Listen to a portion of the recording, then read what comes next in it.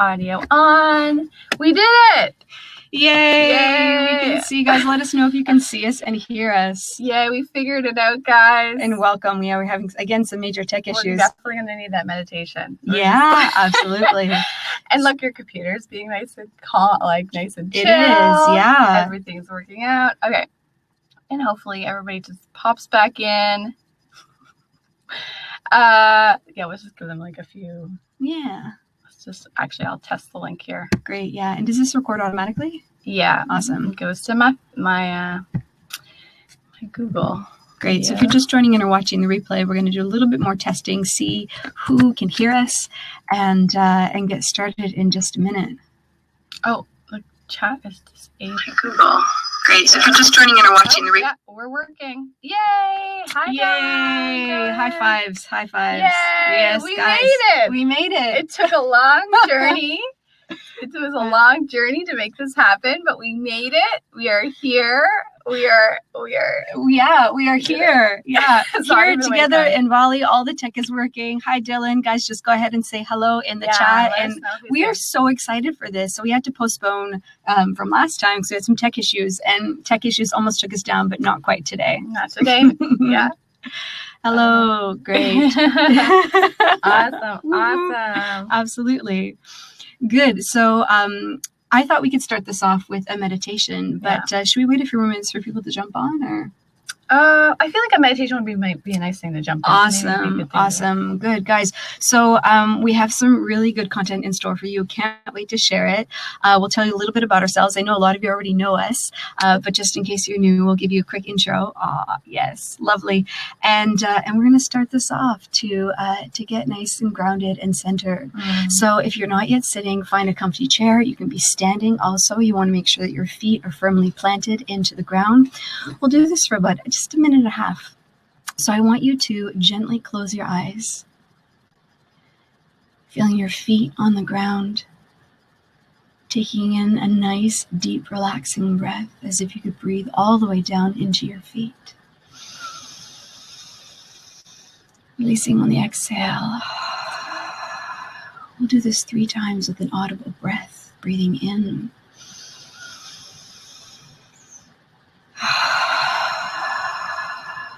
One more time, breathing in and releasing on the exhale.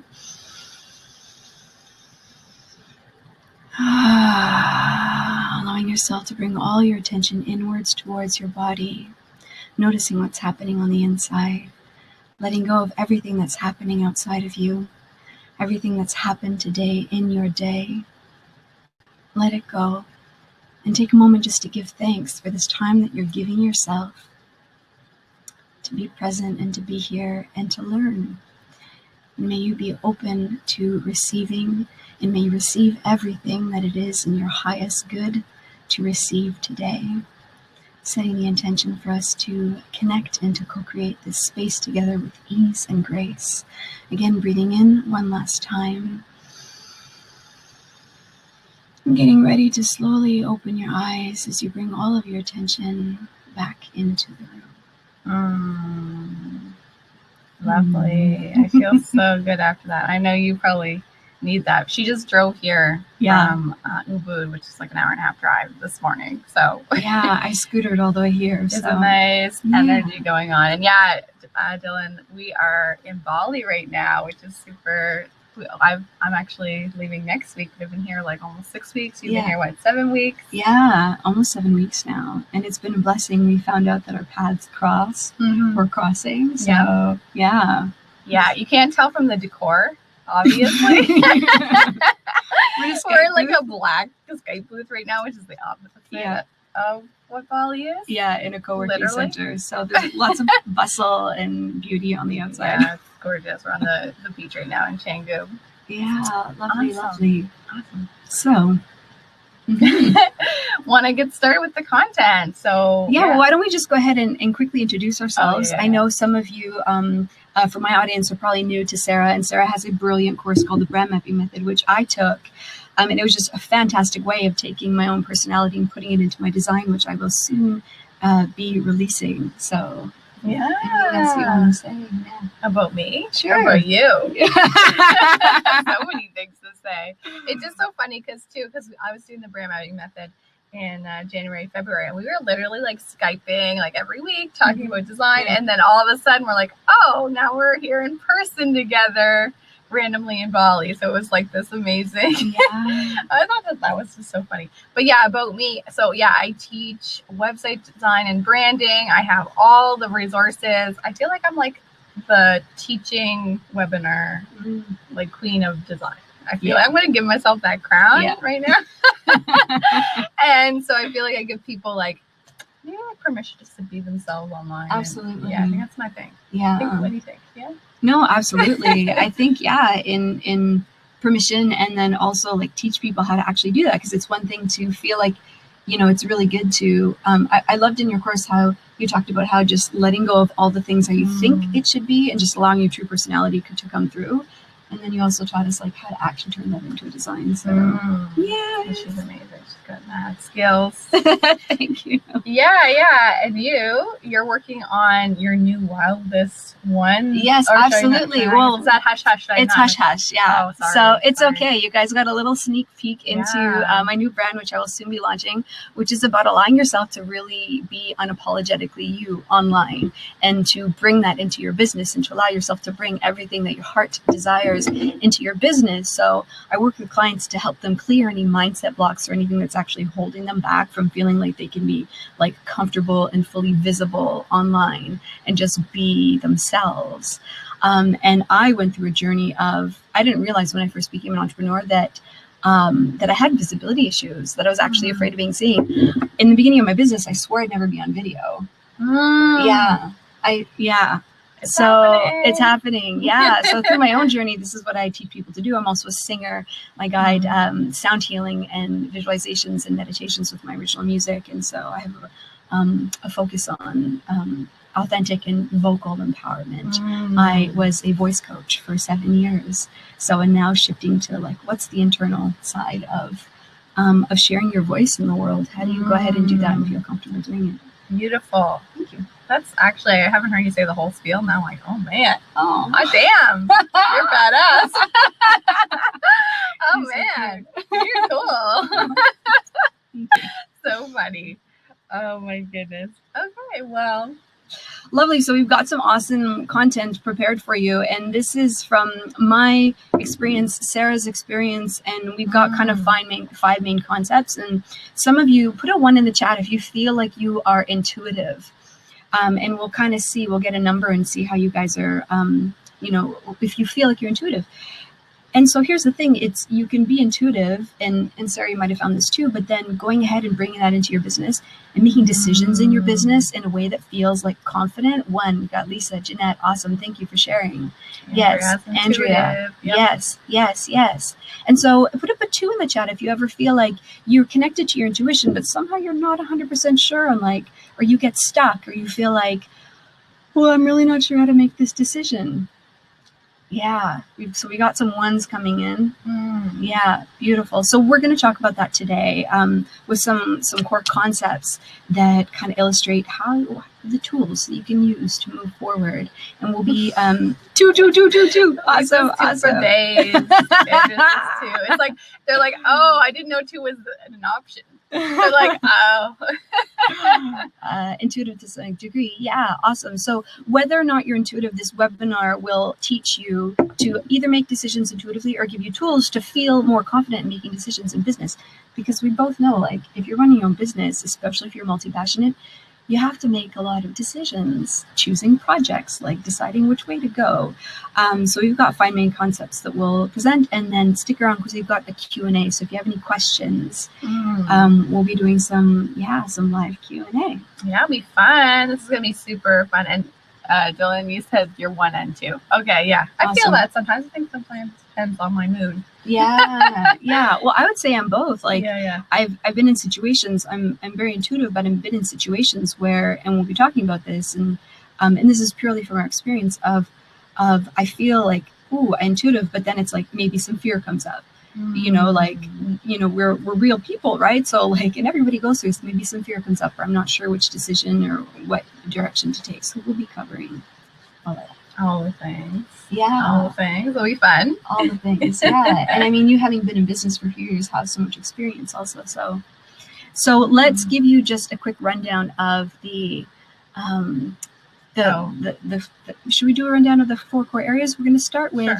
Yeah, cool. Screen sharing, right? So yeah, I'll just read them out first. Okay.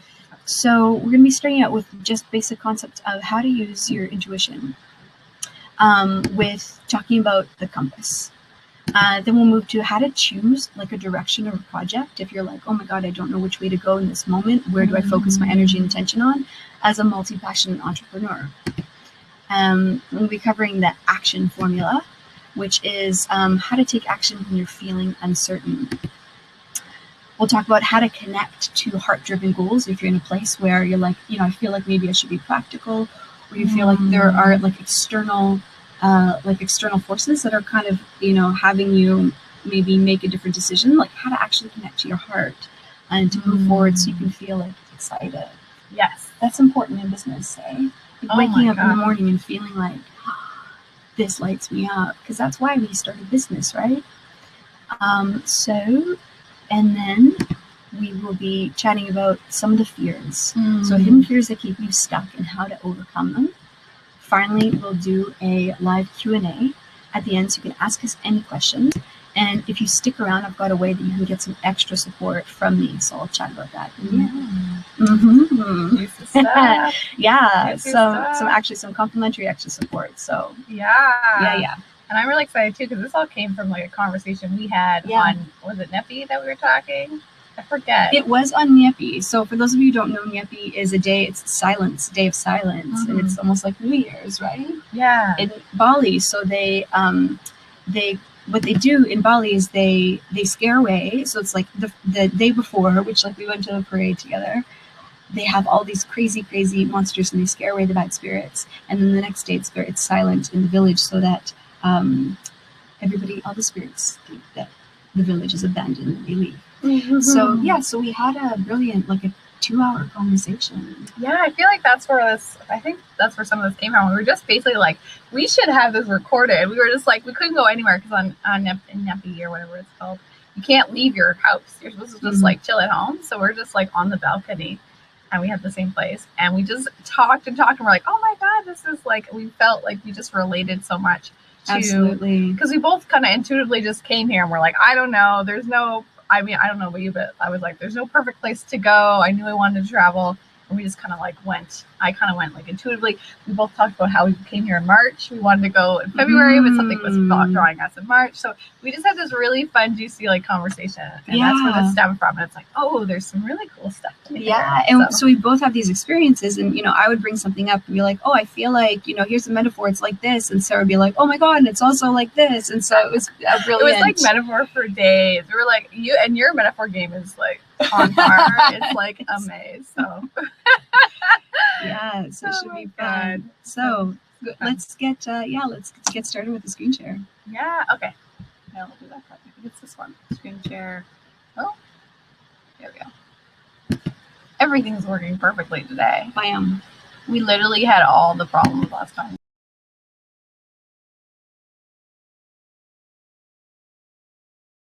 Do you ever get this fear? Sometimes when I do screen sharing, I'm like, oh shit, like what do I have on, like what embarrassing things do I have on my desktop or behind? I'm like, please don't let it be something like a super embarrassing. Well, I'm like a total Virgo. I think of everything in advance. So everything's okay. So must-have lessons to using your intuition in business live from Bali. Is there a way to get this one page at a time? Yeah, that's weird. I think because it's full screen. If we don't get it full screen, I probably go back. There we go. That's fine. Okay, cool. So using your intuition in business, one of the biggest things I've discovered in myself and in my practice is that you really are your own compass. And so the first thing you want to think about, and this is primarily when we're going to talk about like choosing a direction, but this is primarily when making decisions from the day to day in your business.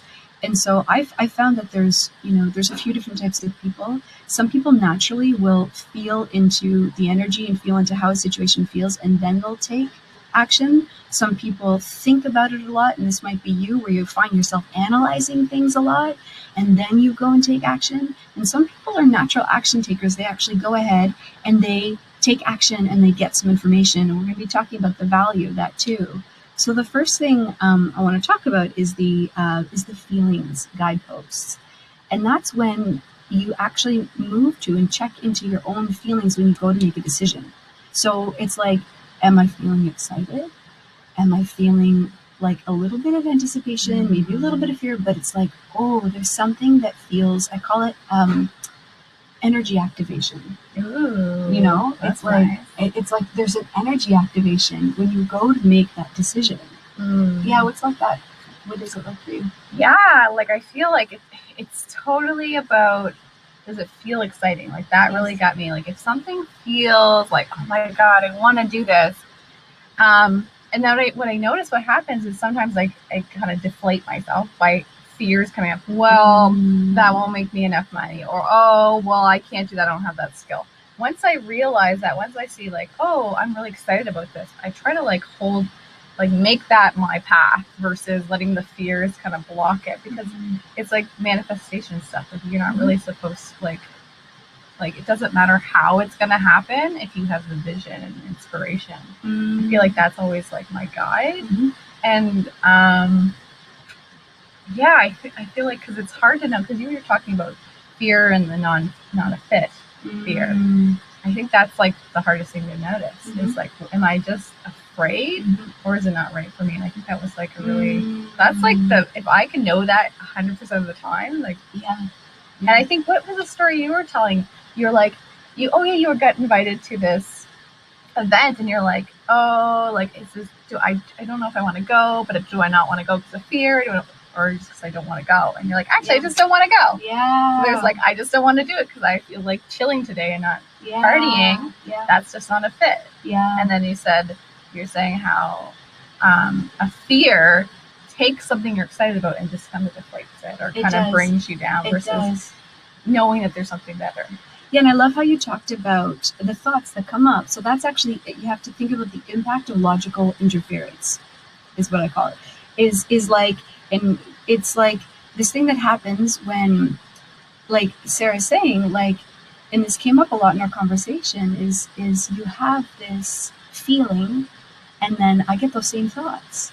Like, is this a good idea? Is it going to work? Is it a responsible plan?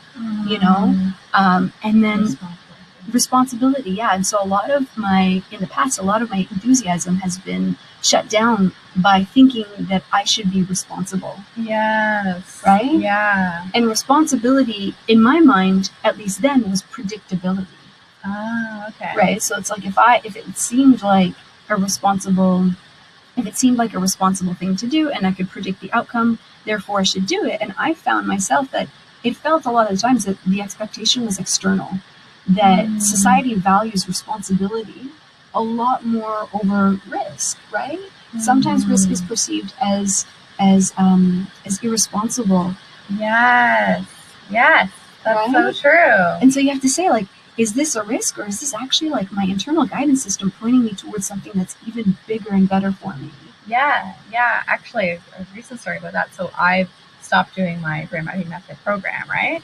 Which for me was very intuitive, was very like, you know what? Like, I feel like this is just done and I just want to let it go. But the reactions have been like, oh, like, no, like, it was doing so good. What do you mean you're stopping? What do you mean? Like, and it was like all this fear-based thing. And I was starting to think like, oh man, like maybe people are right. Maybe what have I done? And then I realized, no, like it would be fear. It would be out of fear if I continued doing it. Yeah. So what's the point of doing it? Yeah. There's no point. Yeah. There's literally no, like, yeah, I could do it, but it would feel hard and rough and like pushing against my natural flow. So it's like, okay, well, this is where it's taking me, and kind of trusting that river of intuition. It's such a brilliant example, because I think it takes a lot of courage, right? Yeah. Because the program was doing so well, and it's such a brilliant program. And I had the same reaction. My first reaction was, and this is, I guess, a thing that can come up in business, is you're doing something and you decide you want to change your mind. And we talked about that in our conversation. We'll talk about it a little bit later. of it's, my first reaction was, oh, but like, oh, I'm going to miss it, and it's doing so well, and it helps so many people. And my second reaction was, Sarah must have something like really exciting coming up. Yeah. It was, I knew that you're like, you're on it. So you probably like, oh, you're moving in a different direction. There's something exciting that's, whether or not you know what it is now, your intuition is saying, oh, there's something bigger I want to create in the world. Yes. And I think it's other people's reaction kind of throws us off a bit. But what I realized is people always have that reaction. Pretty much like everybody's excited, but I think we're naturally like, oh no, this is going away. This is changing.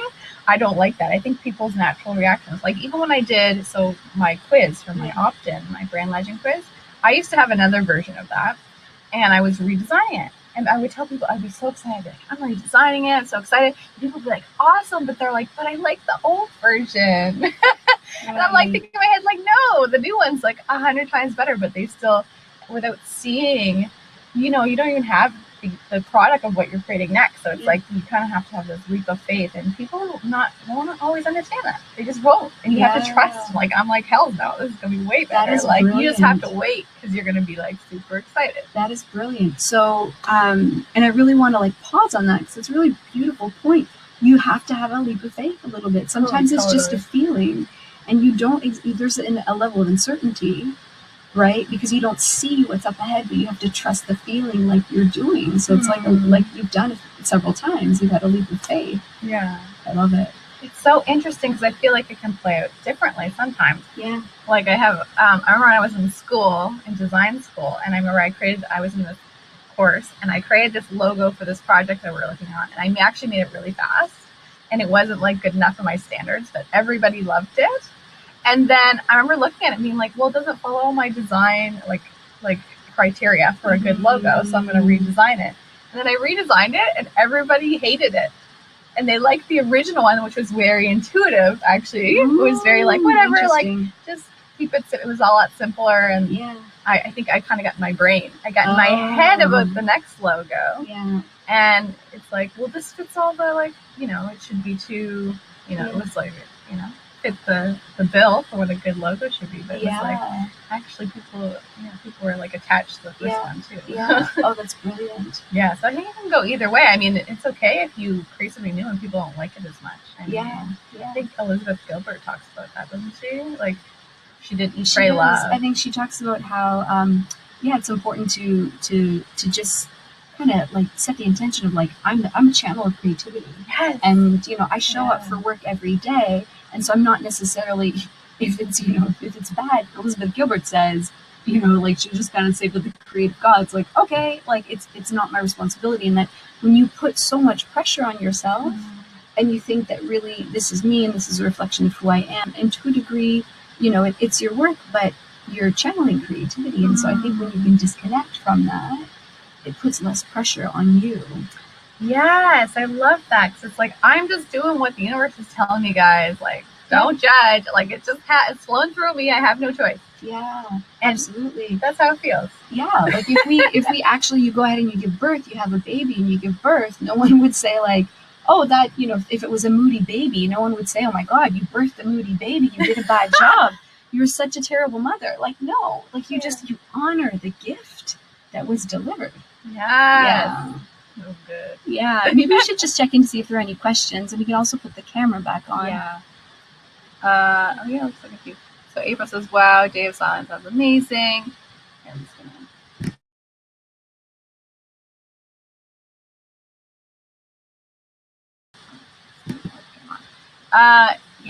Yeah, it was really, I feel like it was quite a work day for me. It's like very... Yeah, I feel like a lot of ideas. Actually, this whole trip, a lot of ideas came to me on. Yeah, so Dylan's saying your business had to take an online hiatus. Yeah. So sometimes you need to take space. It's totally okay. Yeah. I love too, because I've noticed at points in your business you're super, super productive, but I've noticed at points you'll say to your audience, like, guys, I'm taking, a few months off or a month off or however much time it is, and you recharge and you're so like, I love how it's not this constant cycle of I have to work and work and work, but it's a healthy way to just disconnect. Yeah, And so true. you're still super productive. I work in chunks. Like I like to like go all in. Yeah.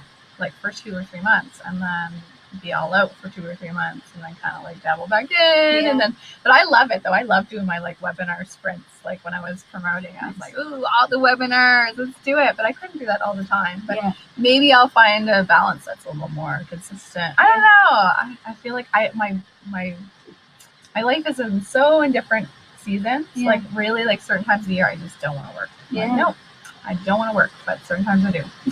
I love it. I love it. Yeah. So Cool. So let's just move on to the last 2 points.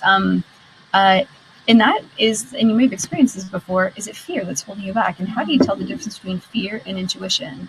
And so that can be, for myself, I've noticed that can be definitely a difficult one. And one of the most important things to come up and to be aware of is that sometimes we feel a little bit of fear, and then there's some resistance, and then there's a lack of action taking. And it can be really easy, and I've done this in the past, to wrong yourself, right? For like, oh, I must be afraid. I really just need to take this big leap. Why am I not doing this? And you want to also watch out for, is this actually not a fit? Which what Sarah was saying before. I like jumped all your bullet points. You're probably like, she's not staying on task. Okay. I'm a little Virgo like that, but it's okay. I'm a little all over the place. Yeah. We balance each other out. So you want to watch out for actually allowing yourself to not do something. Like Sarah was saying before in the example, it's like, so it's very easy to say, oh, I like to make the assumption like, oh, I'm not moving forward. There must be something wrong. Or there must be something wrong with me. Or to actually make meaning out of your action. Or like, maybe I'm lazy and maybe I'm not motivated enough. But there are a few different factors that come into play when you're co-creating with the universe, right? When you're doing this magical dance. And one of them is that it's timing. And so you want to ask yourself, like, is this fear? And I found if it's fear, there's generally still of this moving forward, moving towards. You feel pulled, you feel this activation energy, you feel attracted to it, and then you feel a little bit of fear. And so the fear might trip you up a little bit, but I think it's still possible to move forward. And when it's not a fit, it's like, you probably won't be as excited about it. And you can move to logic, or you can move to your body, like, how does this feel? Or you can look at the different reasons, but what is that like for you? I wanted to mention too, like for me, something I'm going to be doing next, because I'm doing something different, is like I just want to like try a whole bunch of things. Like I'm probably going to try 6 things and then do them like in little actionable bursts. Like maybe do a webinar about 6 different topics and just see how it feels. Because sometimes you don't know until you do it. So you're like, oh, I don't know if I'll like this. I didn't think I'd like teaching. I thought I'm like, oh my God, I never want to do teaching. But I love it. And I'm actually really good at it. So it's like sometimes you need to like take that action step and just give yourself no expectation. Like what's the guy who like did all those failure things? The guy who went out, he's like, I'm just gonna go to fail. Everything I'm gonna do, I'm gonna try to be a failure. Just to train yourself to go there and do it without any expectations, because you're talking about like beating yourself up. So this is something I want to try out next. Is like just doing things with no expectations and just seeing how I feel, and like not needing to like define my next thing. Just letting it kind of grow organically. Plant some seeds and see what sprouts, Absolutely. That didn't answer your question. No, that's okay. That's totally fine. It's totally part of what we're covering. So and we'll chat a little bit more about that, about the concept of taking action. And so you want to feel into like, definitely like not wronging yourself, feel into like, is this a yes with a bit of fear, or is this a no with some fear? And deciding one of the two. And if it's a yes with some fear, what do I need as I move forward into this space? What do I need to support myself as I take action?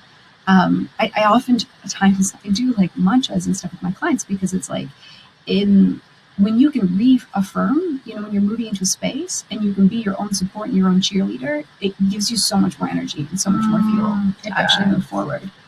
So for when you were deciding to move to Bali for 3 months, like how did that feel? Like what was that intuitive process?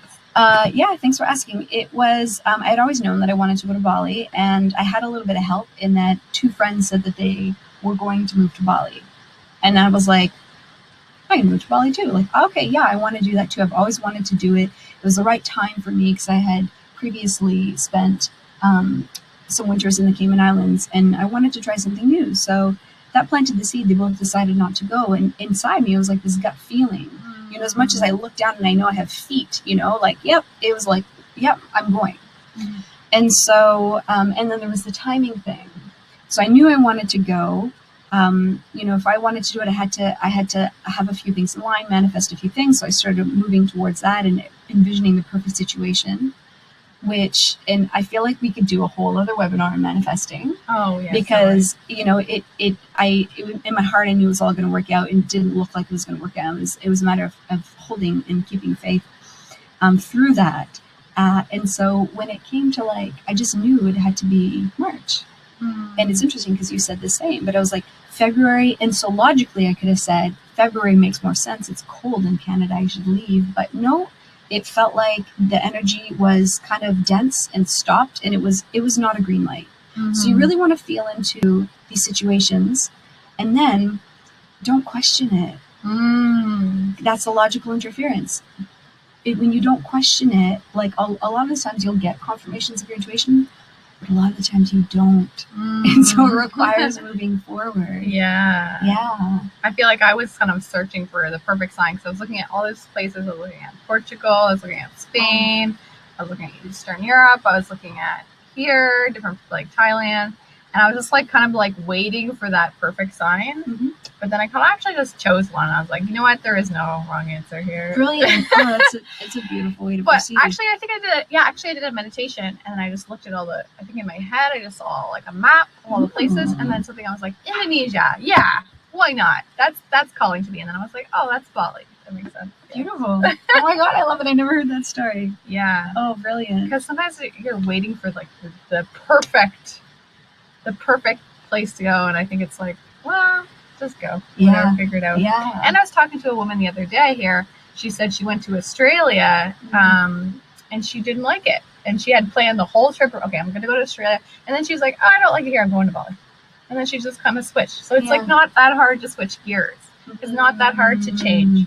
I think I read that in the book once. It's like, actually, it's not. We think, you ever be in like a restaurant and you're like, oh, I want to move. It's too cold here or something. And you're like, in your head, you're like, oh, should I move? Should I not move? Should I I'm going to be inconvenienced, blah, blah. Yeah. It's like, it's actually not that hard. Just go move. Yeah. It's actually not that hard. Just do it. It's okay.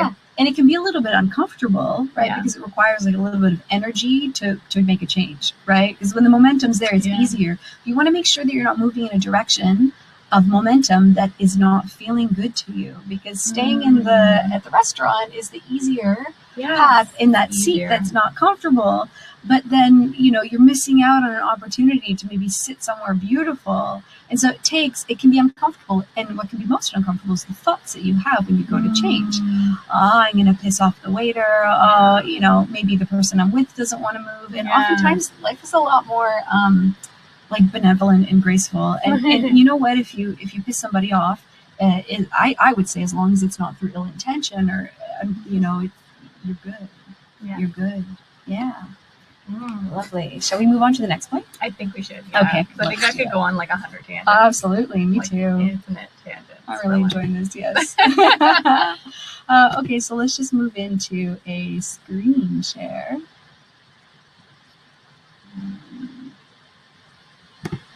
Is that up here? It's just at the bottom there. Okay.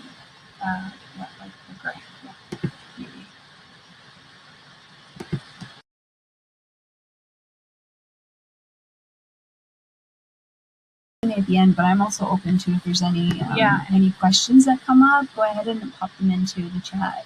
So how do you choose a direction as a multi-passionate entrepreneur when you have many different projects and ideas and stuff that you want to do, which is super, super exciting? So you could think about this as the momentum factor, and this concept revolves around finding like reaching into what each different option feels like. Let's say you have maybe 3 main options, and we're going to talk about how your project is actually like a horse.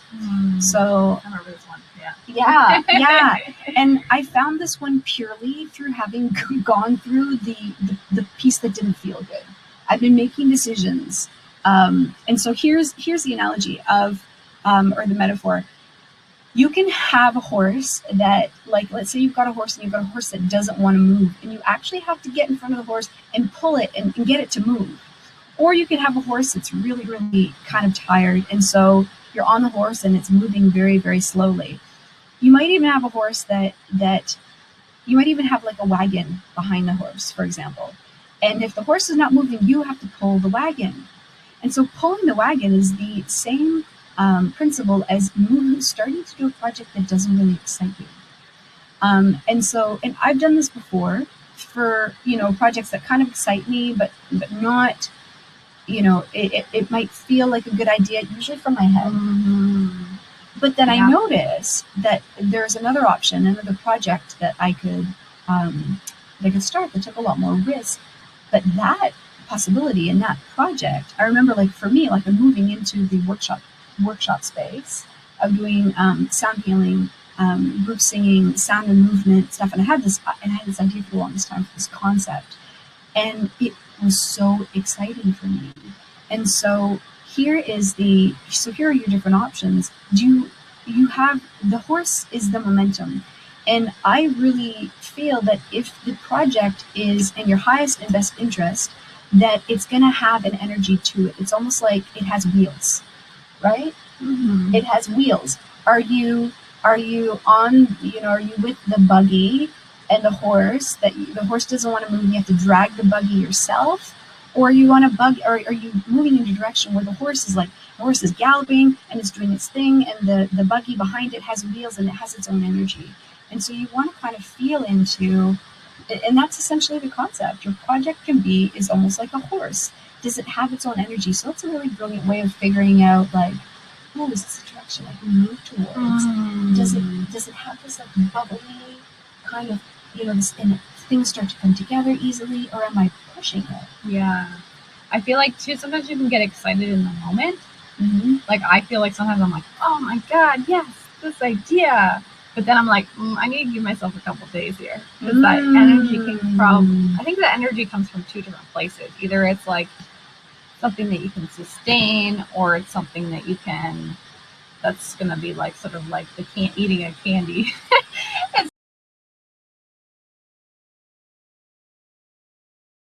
valuable in the long term. So, yeah, I feel like I'm figuring that out right now. Yeah, like, how do you know when it's a sugar high or when it's... I'm thinking about that. I'm like, yeah, because the other day I was like, I've been getting so many ideas since I've been here. Mm-hmm. So many ideas. Mm-hmm. And I'm like, which ones are actually staying with me and are just excited after like a week later? Mm-hmm. You know what I mean? And so you can kind of have that. I love that. You need that digestion period. Yeah. You're like, oh, do I like this? We also talked about like the buffet analogy. I don't know if you use that for later. Yeah, that's coming up. Okay, never mind. I won't. But yeah, I feel like, well, one of the things that you brought up, which I thought was brilliant, was sometimes you have to get on the wrong horse. Oh, yes. Yeah. You need to jump on all the horses, which is like we talked about how you get in your head, you're like, okay, I got to choose the right horse. I got to I'm dedicated to was that the yeah. This is going to kind of, when we talk about hidden fears. Okay, we'll wait for that one. Yeah. Okay. But yeah, I think you need to oh, yeah, because you're like, well, what if I choose this? So this is what I'm thinking. Mm-hmm. If I choose this path, and what if I don't like it later? What, like, this fear of not being able to change your mind later. Well, I'm kind of proof. Yeah. Like, I did my business. I knew I wanted, even when I started my business teaching website design, I knew I wanted to do something different eventually. I always knew that. And then after 3 years, I'm like, yeah, I'm done. And it's kind of like a little bit of a headache for my branding. I'm like, okay, well, maybe I'll do this or that. But like everybody, think of like musicians, like, or an album. Like Beyonce puts out an album, and then she does her album, she does her tour, and then she does something else. And that's okay. That's totally accepted. I feel like in the entrepreneur world, we don't have that same freedom to create, put something out there, and then peace out for a bit, and then come back with something new. Right. I think we need that more in the entrepreneur space. Yeah. Not all of us are as like consistent. Marie Forleo every week, emails for like 10 years about business. I feel like we're all going to be evolving. I don't think there's anything wrong with that. I don't think we have to be that consistent. We have to go with what the universe is throwing at us. Yeah, and let's talk about this because now that it's coming up, and it's like close to what you chatted about when we were talking. Is that so? What's the implication of getting on the wrong horse? Yeah. Right. Yeah. Because if you're worried about getting on the wrong horse, then you're not going to make a decision. Yeah. Right. You're going to hope that it's the right horse, and then you might think that if I get on the right horse, it means that I made the right decision. I'm a good entrepreneur. My intuition was right. And then if I get on the wrong horse, I wasted time. I'm a bad entrepreneur. Yeah. And the fact is that you can't predict what's going to happen. You actually have to test the market first, and you have to try things out. Do I like it? Does my audience like it? And so if you're making meaning about getting on the wrong horse, about trying something and have it, fail, or you try it and it doesn't work out, and then you're like, I'm a failure, right? So think about it. If you feel that trying something out and having it fail then means that you're a failure, you're not going to try it out because it's too big of a risk. And so you have to detach the concept of I'm a failure and this is a failure. And was it really a failure? No, I believe that if you got information from it and you got to learn yes, I like this, or no, I don't like this, or you know what, because we can't really predict what people are going to like or want until we ask them. So yeah. And I think we'll probably allude to consistency a little bit later on, because there's also this concept around wanting to be seen as consistent. Oh yeah, totally. Mm-hmm. That's really brilliant. Yes. Yeah. Mm-hmm. So that's, if you guys have any questions, again, pop them in the chat. That is the horse analogy. So if you feel like you're, I love how we're like, that's the horse analogy one, just for your notes. You can draw a picture of a horse next to those notes. Do it. So am I really structured? I am kind of structured. I'm really enjoying it though. No, it's good. Okay. So the horse analogy is, again, feel it. If you don't, try it. Go ahead and try it. Something might have an energy of its own, and it probably means that life is giving you energy to move down that path, because I believe that we are, we are surrounded by, or we are a product of a benevolent force that's there and that wants you to succeed, right? And so if it's, a path that is in your highest and best interest, there's going to be energy there, right? It's like fertile ground. And when plants are in fertile ground, they blossom. And so I believe that everything is there and conspiring for you to put greatness out into the world, because most of us want to do something good that helps people, right? So why would you not be supportive? So see if you can get on the energy wavelength of what it is that's there to support you, to bring out your greatest and highest good in the world, so you can help and support others. Okay, cool. So there's also a little test, and it's funny because this may or may not naturally happen. If you're a coach, you might naturally do this for your friends. Sometimes it comes up with clients for me. Sometimes I ask people to do it for me, and this is how you can get a little bit of help in making a decision. If you're like, well, I'm by myself and I'm not 100% sure, talk to somebody about your different options and ask them to notice your body language, your tone of voice, and your energy as you're talking about it. And I could do this, with Sarah, for example, and I would ask Sarah. You can do this biz buddy, friend, coach, if you have a coach, and you ask them, I just want you to let me know what did I sound the most excited about? And it's like, yeah, it's like a pretty fail-safe test. I feel like we did that with you, but one thing. Oh, remember the one thing we were talking about? Oh my God, yeah. Yeah. So I was talking about different options that I have, and it was funny because not only, because I'm exploring, I'm launching this brand, I'm exploring what I'm going to be bringing out and exactly how I want to support people.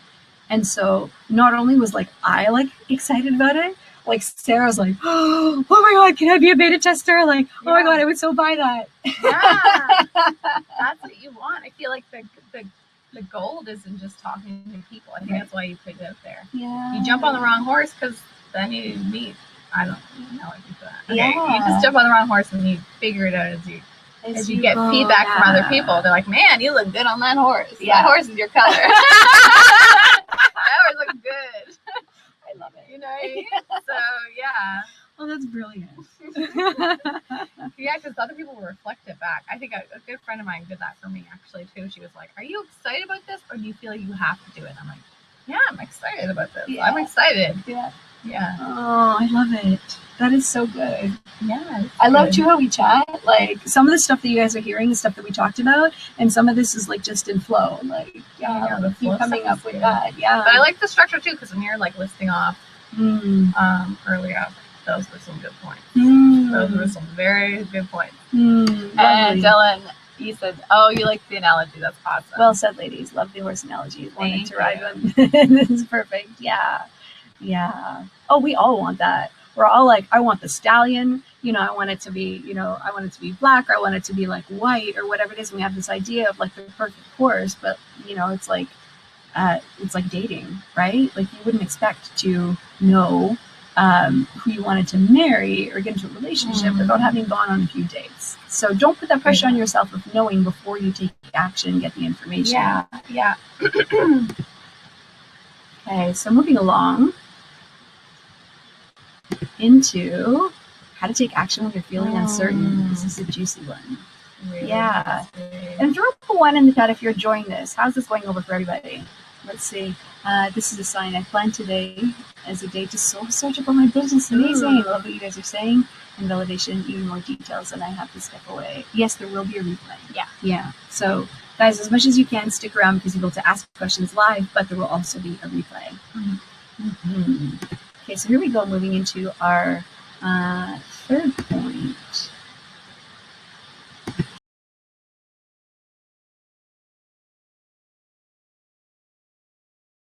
The audio, your computer's being nice and cool. It's just like this is the day this is supposed to happen. Actually, can you guys? So we're actually the fan is turning on as we say that. Can you guys hear us? Okay, you probably can. If anything, if you have trouble hearing us, let us know. Love it. Thank you, Andrea. Yeah. Cool.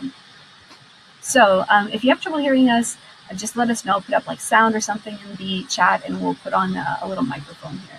So, how to take action when you're feeling uncertain. And there's a few different points, but we also call this the action formula, which you may have heard about before. So it can be tough, right? When you're like to take action and actually move forward sometimes when you're feeling uncertain. So as we've been alluding to, so taking action gives you a lot of information. And it's almost like going to a buffet. If you don't actually know what you like at the buffet until you taste it. Like I wouldn't expect myself to know whether or not I liked. Like if somebody said, "Do you like apples?" and I've never tasted an apple before, I wouldn't expect myself to know whether or not I liked apples.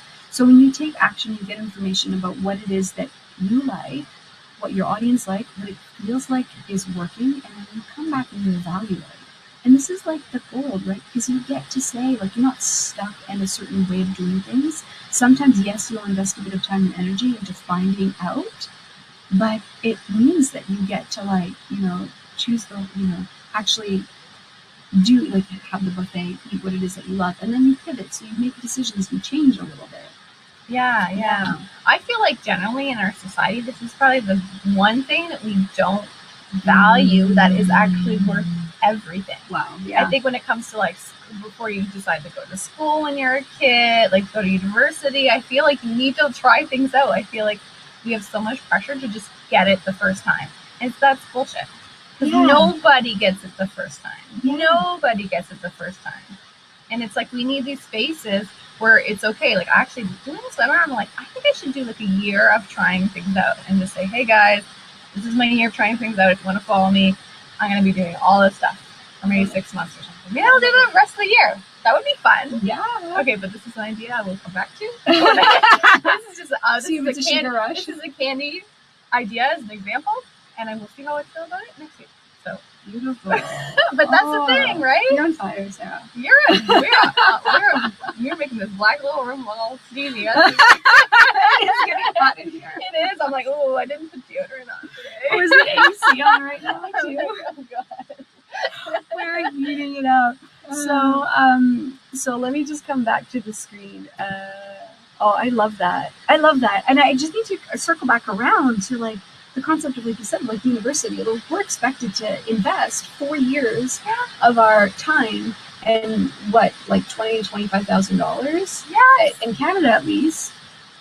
And then sometimes you're seen as like a failure a little bit Totally. if you drop out of school. Right? Or sometimes people are like, oh, you switch programs? And it's almost like there's this energy of like, oh, something's wrong or something went wrong or what went wrong. And it's not celebrated. Yes, it's so true.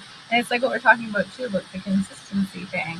It's like, I remember I read it, but it said that people, like one of the biggest things we want to be viewed as, like one of our biggest desires is to be viewed as consistent. Yes. Because erratic people in our mind just are dangerous people to be around. And you want to be around someone who's gonna like 1 minute it's gonna be like this way, and 1 minute it's gonna be like all over the place. So we have this huge desire to be seen as consistent. I imagine it's associated with trust. But we're gonna chat about that when we talk about hidden fears. Okay, we haven't get to that. It's okay. I'm like derailing this. I'm taking all the shortcuts. No, but see, the thing is too is that a lot of this stuff is so related. Yeah. And again, guys, if you have any questions, go ahead and pop them into the chat, and we'll move back to.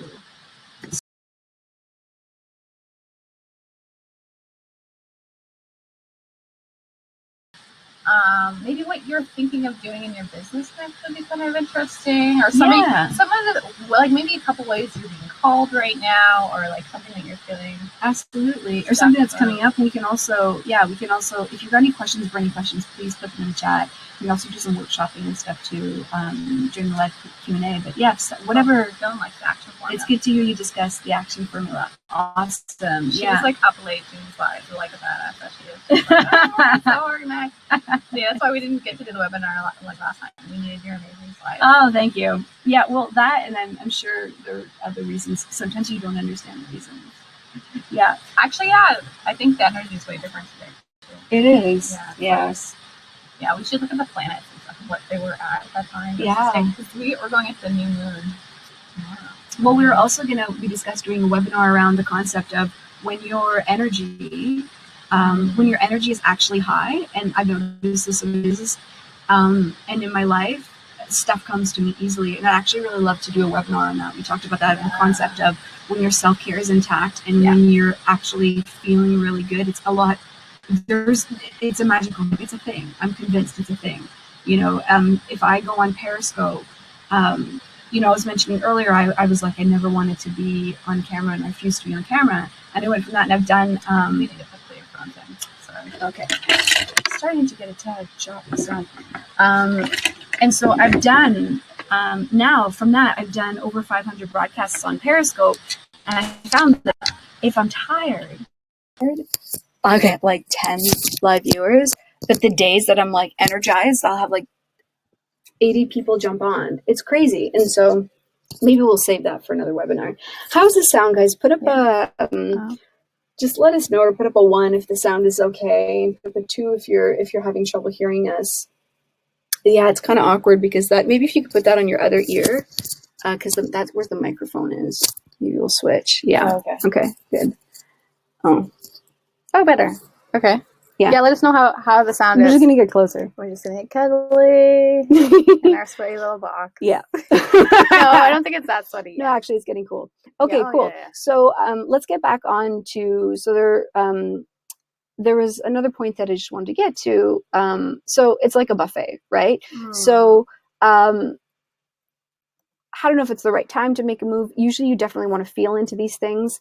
And just getting back to the buffet analogy, I would never, so in business, it can be very easy to wrong yourself for having gone in a certain direction and not having it worked out. Like I made the wrong decision or something's off. Sound is fine. Thank you, Andrea. So, and if you can hear me or more than Sarah, just let us know. But sounds like it's good. So it's super easy. You may sometimes get it. Like, do you ever find yourself like questioning the decision and making the decision and then feeling like, oh, I made the wrong decision? And then it kind of like, it starts to impact your perception of yourself as whether or not you're successful as an entrepreneur.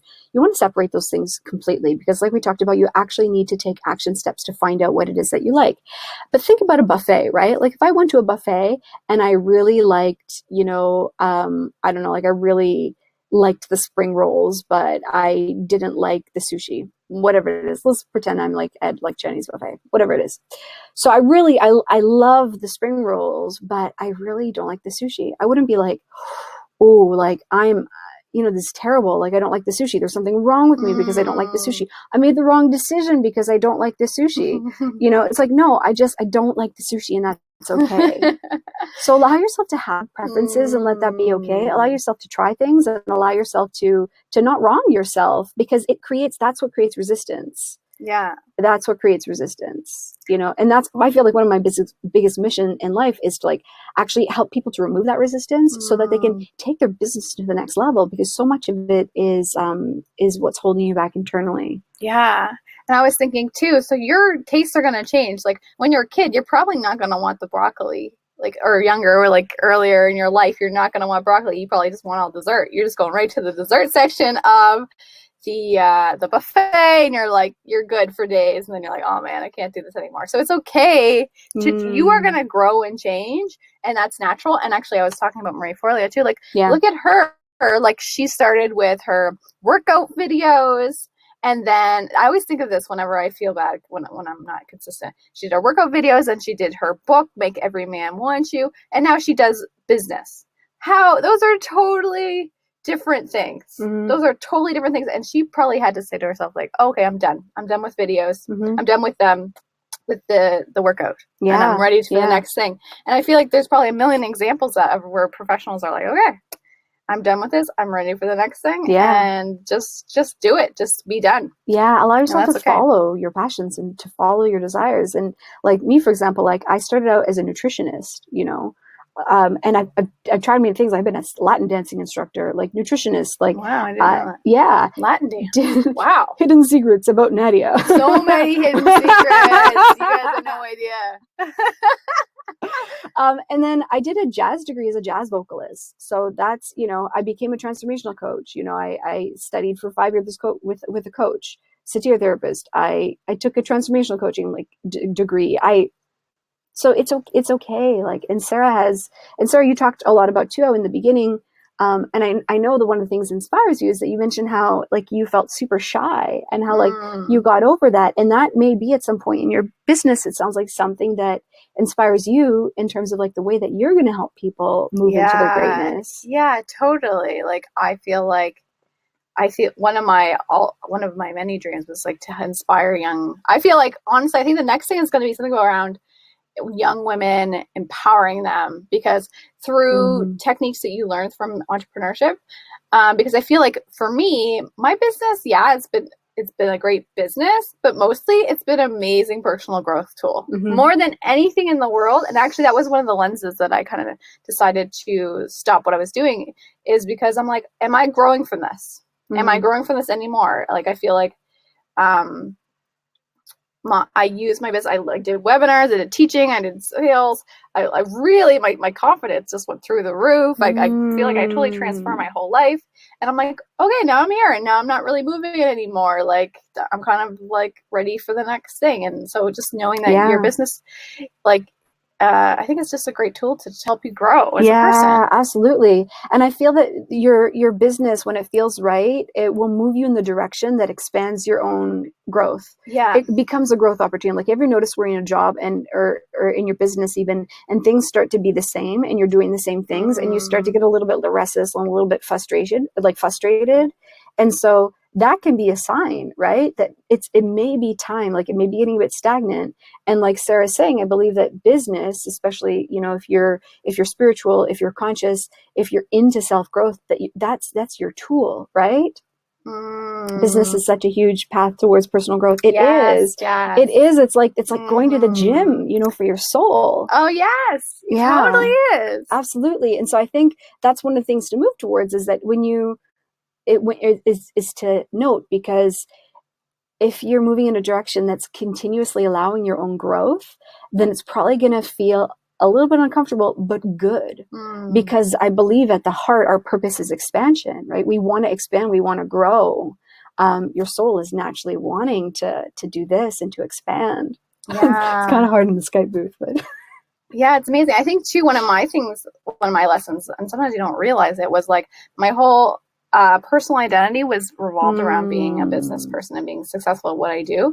And so removing that was like a total, like, oh, like if I'm not Sarah, the entrepreneur anymore, like the Sarah, like the doing this You know what I mean? Like, then Yeah. who am I? Yeah. Then who am I anymore if I'm not promoting like, oh, I do this thing, and I don't know. So it's like for me, it was like Yeah. a And lot now about that, the removing like the perception of like, oh, like just because I've reached that doesn't mean I'm worthy or not worthy or whatever. yeah, that is brilliant. Yeah. Let's move into some hidden fears Yeah, if let's you guys do would it. like to do that, because it sounds like that's kind of where we're going to. So we'll chat Yeah, about so hidden many fears. fears. Um, and so if you're just joining us, you're just joining in, you want to really take some action. So you want to take action, get the information. You want to treat your business like a buffet. Allow yourself to try the different things. All the things. All the things. Try all the things. Did I do a screen share yet? No, I did not. So one thing I just wanted to add to that too, Yes. because it's like, okay, what point do you stop trying and you say, okay, I'm committed to egg rolls. Like I'm doing egg rolls for at least 3 years. Do you know what I mean? So like that's a hard thing. That's like because I feel sometimes people get stuck in the buffet too. Right. All the ideas and they try something. Yeah. When I feel like for me, there's something inside of me that I know is like, okay, I'm ready for this. I know I can do this. I feel called to do this. And I remember like getting really focused. Brilliant. On what, like teaching website design and doing website design. Yeah. I was thinking like, okay, I'm in.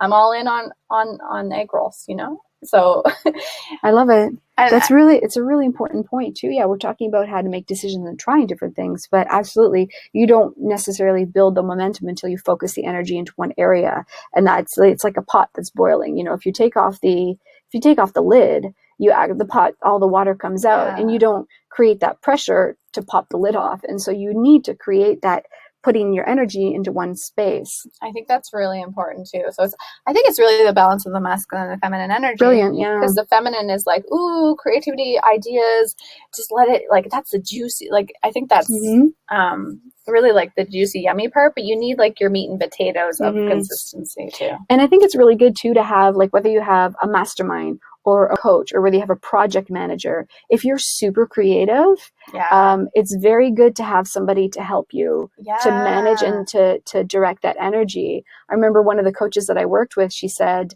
you know, I have a project manager, and I told her, I want you to come back, you know, next week when I come to you with a brand new idea, and you're going to tap me on the shoulder and say, very nice. Okay, let's get back to this idea. And so, you know, you want your business to feel, you want to feel excited about what it is that you're moving towards, so you can actually really commit to doing that. But yeah, really good point. Yeah, I just wanted to put that absolutely in there too. Yeah, because that's part of the success, right? Is when you actually build and create one thing. It's like it has to be both. You have to have like the merging. Yeah. Cool. So let's just get into some hidden fears, some things that might come up. Hidden fears. I have so many.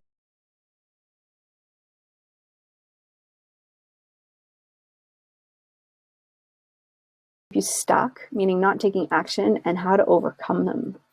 So, I put up here hidden desires. And so sometimes your fears can come from a place of desire. So, and Sarah, you talked really nicely about this when we talked about the desire to be seen as consistent. The first one might be the desire for a plan, right? Because the sense of security is comfortable, right? And so there's something that, and this is a balance. I think it's a balance of the masculine and feminine. And you also have to understand what type of creative and what type of entrepreneur you are, because some people work very, very well with actually outlining all the steps, and other people are more in the flow. But you want to make sure that it's actually a plan that is inspired by your heart. And we'll talk about kind of heart goals.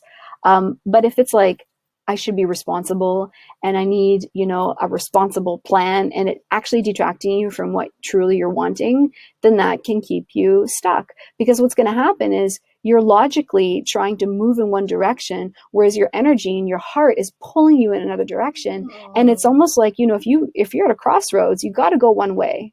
And so if you're like, I should logically do this, that's kind of like the horse that has no energy, right? It's like trying to pull yourself in a direction that's not working, when your heart, which really, you know, they talk about like your heart has this big field around it, and it's super, super powerful. And so that can, and you might not realize that you're stuck, or you might be unconsciously sabotaging you know, I've had that in the past where I chose the responsible plan and it just somehow wasn't working, or it just felt like pulling teeth. And it's because, well, yeah, silly, like your heart, which really is driving a lot of the, you know, the boat as a spiritual creative. And so that can be one thing that doesn't, you know, that pulls you back and gets you stuck. Something too that you mentioned, like the desire for certainty. Oh my God, there's no certainty. There's never been any certainty ever. You know what I mean? Like almost like, I mean, there's been feeling. There's definitely been like feeling confident.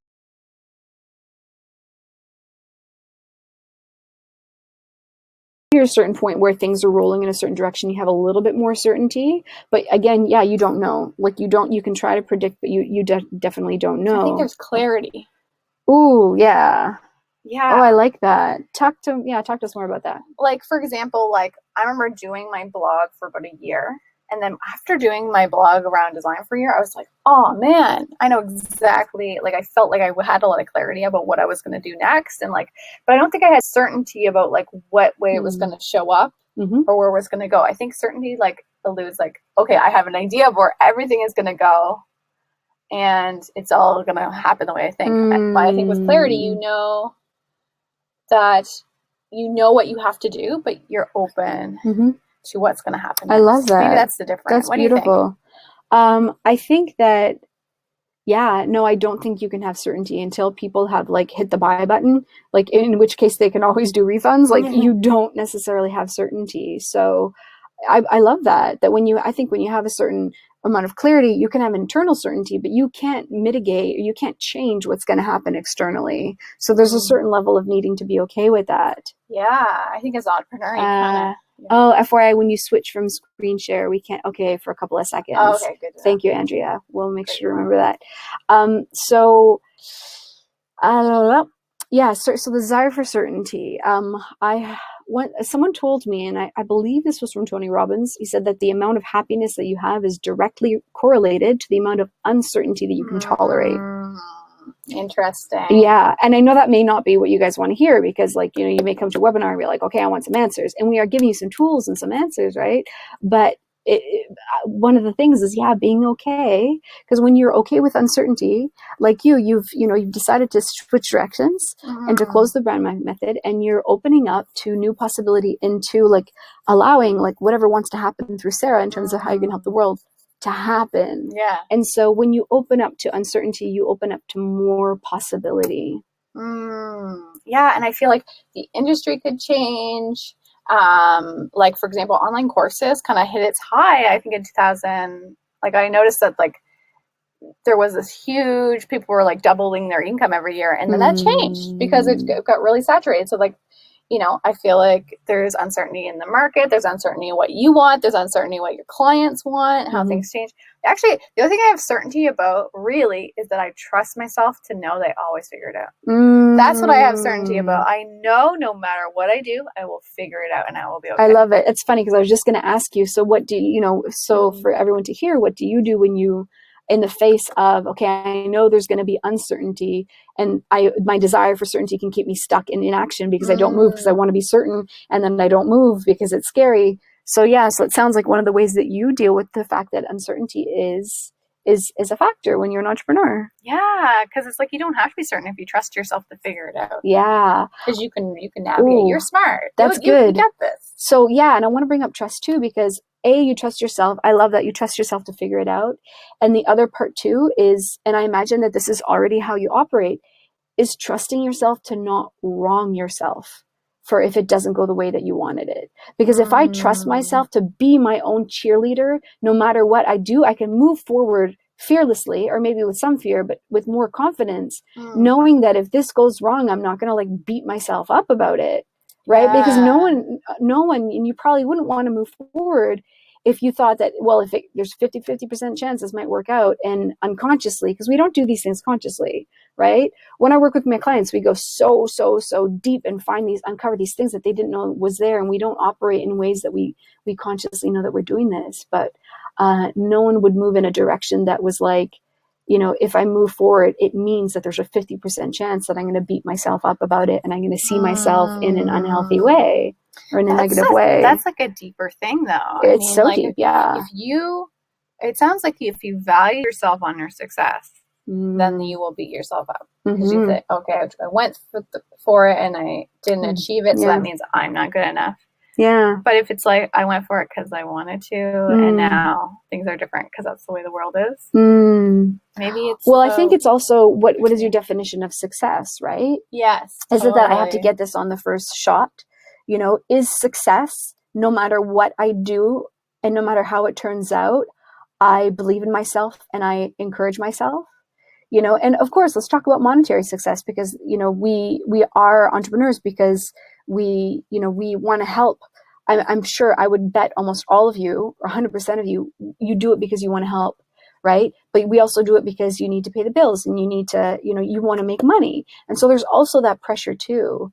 And so while being mindful of that, you know, I think that that's a way that it can be easier to wrong yourself for it. But I think if you change your definition, you reframe your definition of success, like, absolutely, I do not let go of my desire to serve the world and to be well supported and abundant while I do it. I hold that desire, but I do not make it mean that if I am not successful, it means I don't succeed. It means that I'm less valuable. Because if I hold those two things together, then, and if I put those two things together, then I'm unconsciously never going to want to move towards success, right? Because it's so dicey. Yeah. It's so dicey, right? And so that's some of the things that can hold you and keep you stuck. And so you want to detach. You know, I hold the desire for this great thing that I want to put into the world, and I want to be well supported and I want to make money. And that essentially, that is success. But I'm always successful as if I move towards it in a way that is nourishing towards myself, because it's probably going to be a rocky road. So do you want to like beat yourself up about it, or do you want to, move forward in a way that gives you more life, that because you're nourishing yourself? Yeah. That's really smart. I like that. Yeah. And I feel like a bunch of artists talk about how, I think we were saying earlier too, like Elizabeth Gilbert and then what's the guy who did the War of Art? They say, I'm a conduit for whatever happens. There's no, like, it's not up to me. I just create the thing, and then if it goes big, it goes big. If it doesn't go big, it doesn't go big. So it's like, I'm just a conduit, and then letting go of any attachment to what that has to do with who you are. I mean, that's easier said than done. I mean, but if you can get to that space, I want to get to that space. I really do. I want to get to that space. I feel like you are, in terms of how you've operated. It feels like you've put stuff out into the world, and I've always seen you have it seems like have very like healthy perspectives. Oh, that's nice. So Thank you. I mean, I saw, and just to say, like, Sarah's a great example of somebody who's put something out great into the world. And again, I'm always under the impression that you're kind to yourself and you're patient and you allow yourself to get excited and move towards things. So I think that's really wonderful. Do you want to? Oh, sorry. Yeah. Go ahead. Oh, sorry. No, I was just going to say, I saw Seth Godin speak at the Archangel Summit, and he was so humble. And he even said, somebody asked, like, how do you be sure before you put up the next blog post? And like, and so they were asking, like, how do you be sure? How do you know that it's good? How do you know when it's ready to put out? And he had a very simple answer, and he paused and he said, I don't. I don't know. I get scared and I don't know, and I put it out anyways. And this is Seth Godin. Yeah. So that's amazing. Yeah, you're gonna say we should do a check for time too, because we promised you guys a live Q&A. We have a few more concepts, but maybe we'll just check in and see if you have any questions. And you were gonna say something too. I just thought it would be kind of interesting to talk about our fears specifically right now, because we are talking about underlying fears. I feel like that would be like, I could do it. I could just list off some of my fears. Right now. Go for it. So I'm kind of like rebooting my business, and I want to go in a different direction. So one of my biggest fears is that I will not find something that supports me financially, that what my passion is won't support me financially, and somehow that will be like, I'll be like, oh, okay, those were the days when I had money. Oh, Sarah, you had all this, this is when you could have the life you want, and now you have to now you don't. So that's like a fear of mine too, is that what I want to do is something that I'm not an expert at. I think that's a huge fear for a lot of people, is that fear of like not knowing enough about it to that, because for design, I've been doing design for like 10 years. So I'm an expert. I trust myself. So it's like, oh, what if I don't know enough about this? I'm a little worried that maybe it'll be pushing me in a level that's out of my comfort zone in terms of like, that I'll have to talk about more concepts and theories, and that I won't be as confident about it because it's not my natural. It's a different thing. So I don't know, like, maybe I won't know what I'm talking about. Maybe people will disagree with what I'm saying. It'll be a little more controversial or whatever. Also, I think I have a big fear of trying something and then doing it for 6 months and then just totally not wanting to do it and like piecing out, and people thinking like, oh, what is she up? She doesn't know what she's doing. That's always a big one for me. She doesn't know what she's doing. That's like a huge fear of mine. Thank you for saying that. And for, and so for being transparent too. And that's one of the things that we chatted about is if I change my mind, because in business, as you guys likely know, consistency helps to position you as an expert when you're consistent. And so the fear might be, that you may not be being consistent, right? Like Sarah's saying, if you change your mind, or that if I change my mind, people might think that I don't know what I'm doing. Yes, totally. Right? Totally. And then they're going to make judgments about me. And they're like, oh, all this time she just didn't know what she was doing the whole time. Oh, makes sense now. She just doesn't know. Oh, haha. Like, and it's scary. Like, I can feel that in my tummy. I'm like, oh, no. I know. It's like, no. Yeah. Like, yeah. It's and so, totally a thing. And this is something that I live by, and something that I teach is I can control my perception of me, but I can't control other people's perceptions of me. True. So if I know my perception of me, and this is a fundamental concept when I'm working with people, is if I can be so clear on my perception of me, it doesn't matter what people think of me. Because if I'm going out and I'm wearing a nice dress and I feel like amazing, and like someone comes along and they're like, that dress looks terrible, I'm like, I love it. I don't care. So when you're clear on your perceptions of you, then it makes it a lot easier. Yeah. And thank you I love that you suggested that too. Yeah, let's put some I don't know if you guys got emojis, but some hand claps, and it's precious. So thank you for sharing that. Yeah. Well, I love sharing that stuff because it's true. I'm sure everybody feels that. I'm sure, like in the comments, if anyone feels any of the fears that I feel, let me know. And so I'll share some of mine. Okay. I'm a recovering perfectionist, like 100%. As an entrepreneur, as an artist, it's been hard in the past for me to put things out. And so one of the hardest things is creating something, and whether that's a song or whether that's a resource. And lately I've been creating a lot of music. And so, I've been creating these guided visualizations. Yes, for sure. Thank you, Jess. And so it becomes, and it's interesting because this is what I help people with. And how interesting is it that the thing that I've struggled with in the past and that I'm moving forward towards, that's my path, is also what I help people with to be more visible and to release projects. And I always said, like if you really know how to do something, you may not be able to teach it as well. So it may be that you're on your path and it's something that you struggle with, and you notice that you're actually teaching it to people, or like you're just past it and then you're teaching. And it's like, well, yes, because when you go through and you've been through it, then you really can teach how to move through it. So that's been a thing for me, is like, I have really high standards and I have this like vision and excitement around creating something. So when I put it out, it's like, ooh, like I want it to be that good. So that's something that I struggle with, is it going to be well received? And then who decides whether it's good or not, right? Do they decide? Do I decide? And so I think as long as I'm happy with it, it's good. But that's been a fear. Online life is daunting. Don't you think I would have a public photo? Oh, Paige, until I initially thought the online world was trollless originally. Yeah, because there can be trolls. Absolutely. Yeah, totally. And so you got to be solid.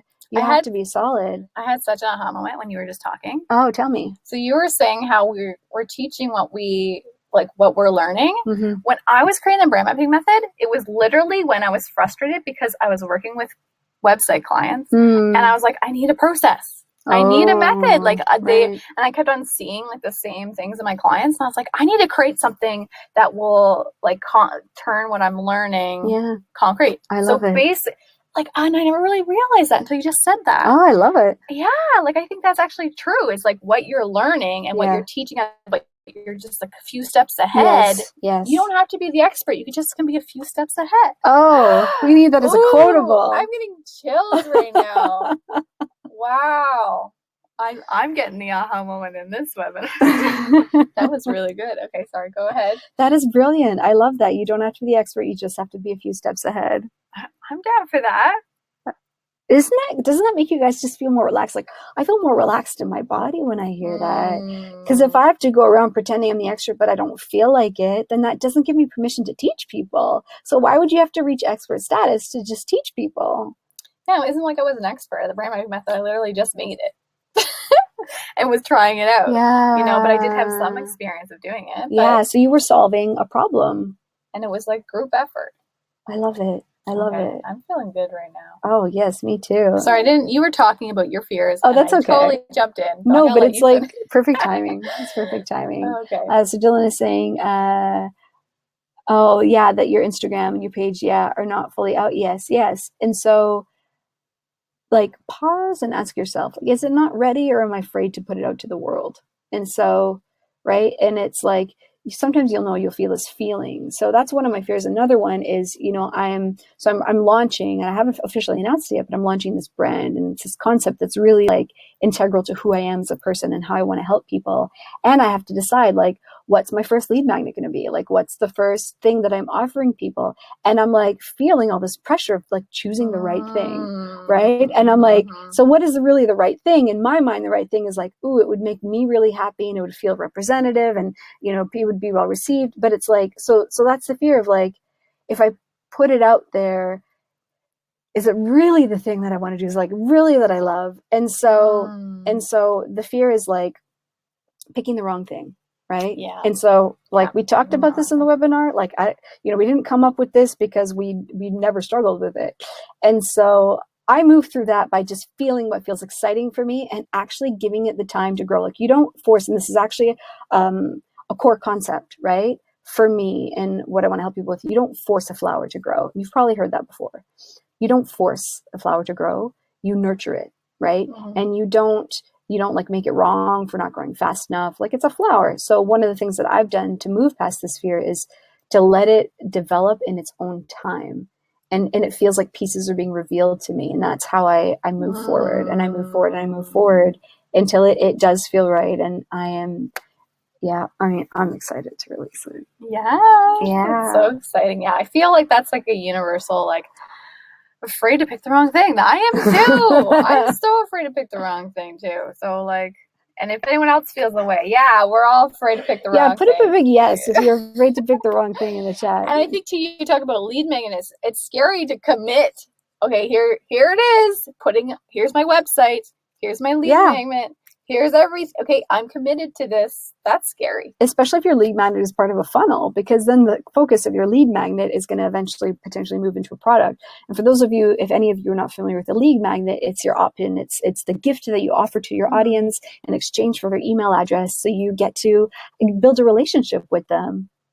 I think a good answer to that too, because going back to when I was creating my course, the brand mapping method, it was such a low commitment in the beginning, and it actually was good for me. I remember you saying that. It was such a low commitment. I'm not very good at commitments, and it was like, okay, I'm going to do this, and it's going to be 2 days live, literally live webinars, 2 days of my time. Not a lot of commitment. That's like pretty chill. Like there's not it's like a lot. 1 day. Yeah, it's like whatever. Like 2 days, I could do that, and then I could peace out if it doesn't work. And so maybe if you're someone who's afraid of choosing the wrong thing, maybe just doing something really small and like doing a webinar. I mean, that's scary for a lot of people. But I feel anything that connects you right to your audience, like these webinars, and you get to interact with people in a small, fast time frame, that's really going to get you figuring it out. And then you don't have to say, okay, I'm going to do this 1 year thing. Yeah, absolutely. I so think it I'm solving a reduces lot of the my problems. yeah. I'm like, oh, I'll just do that. I love it. I love it. It's the beauty of talking. Yeah. So I love that you're saying that. Like me, for example, and I'm realizing this as you're talking, that this is one of the things that I like to do too. I'm working on a concept for a virtual retreat.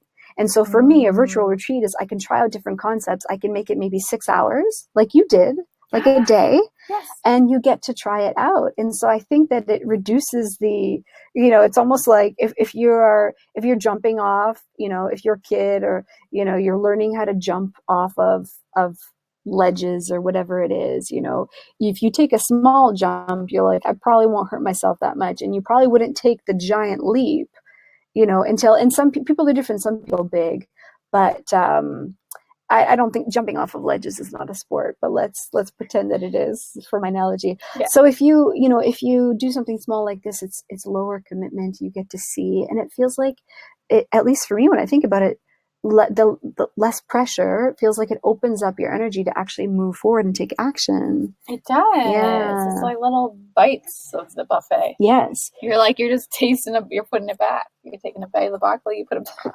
Yes. So you don't even have to take the broccoli to your seat. You can just eat it at the buffet. I love it. I love it. Yeah.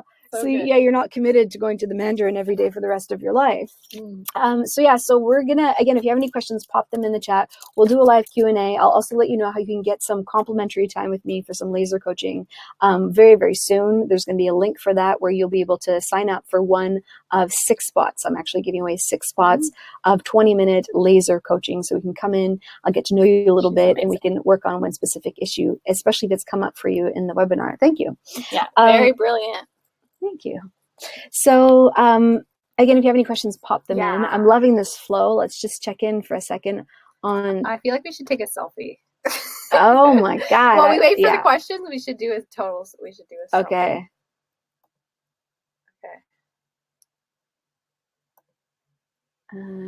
Okay. Cool. We got one last point to. Oh, there's still points. Sorry. Yeah, no, it's okay. Let's do let's do a webinar selfie. Okay, I just wanna actually, yeah, it's like not a selfie. It's like a picture of the screen. Yes. Cute. I love it. So Dylan's asking how much. It's complimentary. It's for everybody who's never done a session with me before. Dylan, we can definitely touch base if you want to possibly have a Skype meeting. If you're looking for some more support, we can do that. So maybe go ahead and enter. And anyways, I'll go ahead and do that now. I will give you guys the link now that we're chatting about it. So for those of you who want to enter for some extra support, you apply for one of 6 spots that I'm giving away for 20 minute, and it's laser, like we'll go in deep. And the link is bit.ly/ oh no, you can't see this right now. I'm just posting to Instagram stories, guys.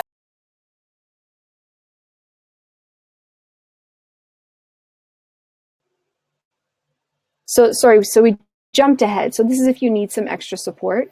This is the link right here, bit.ly/ free laser coaching to enter. Can we put that right in we can put the link right in there. Oh, that's a great idea. Sarah, you're brilliant. Oh, no, now it's coming up, but that's okay.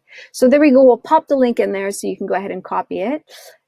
And it's going to be a different link now, but that's okay.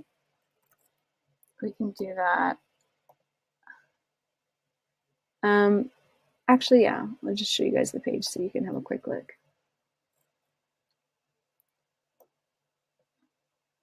So here it is.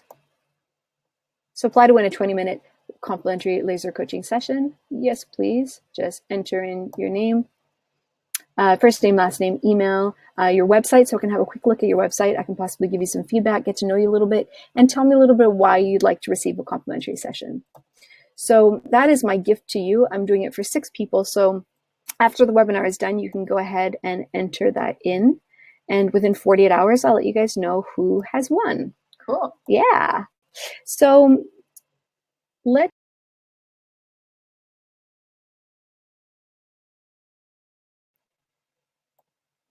Okay. So how are we doing for time? Let's just maybe breeze through really quickly the heart driven. Okay. Do we want to do that or do we want to leave it? Let's just take a look at it. So how to connect to heart-driven goals. We could just maybe riff on this like super quick. Okay, sure. This is actually like another big piece. Yeah, it is. Yeah. Okay. What do we think? Sure. Okay, cool. So let me just do a quick share screen.